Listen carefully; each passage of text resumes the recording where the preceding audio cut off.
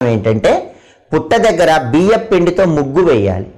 పుట్ట మీద పసుపు కుంకుమ చల్లాలి. ఆ తర్వాత పుట్టలో పాలు పోసి పుట్టకళ్ళు అని ఉంటాయి, చిన్న చిన్న వెండి రేకుల్ని పుట్టకళ్ళు అంటారు.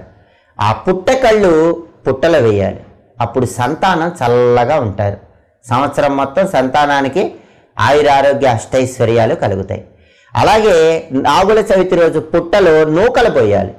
నూకలు ఉంటాయి కదా, ఆ నూకలు పుట్టలో పోస్తే కూడా దీర్ఘాయుర్దాయం కలుగుతుంది. సంతానం మంచి పురోభివృద్ధి సాధిస్తారు. ధనకనక వస్తువాహన ప్రాప్తిని సిద్ధింపజేసుకోవచ్చు. అలాగే మీకు దగ్గరలో పుట్ట లేదనుకోండి, చాలా చోట్ల ఈ రోజుల్లో దగ్గరలో సిటీల్లో ఉండే వాళ్ళకి పుట్టలు కనిపించట్లేదు.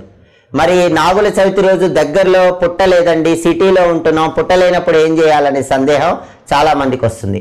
మీకు దగ్గరలో పుట్ట అవైలబుల్ లేకపోతే దేవాలయంలో చెట్టు కింద నాగదేవతల విగ్రహాలు ఉంటాయి. ఆ నాగదేవ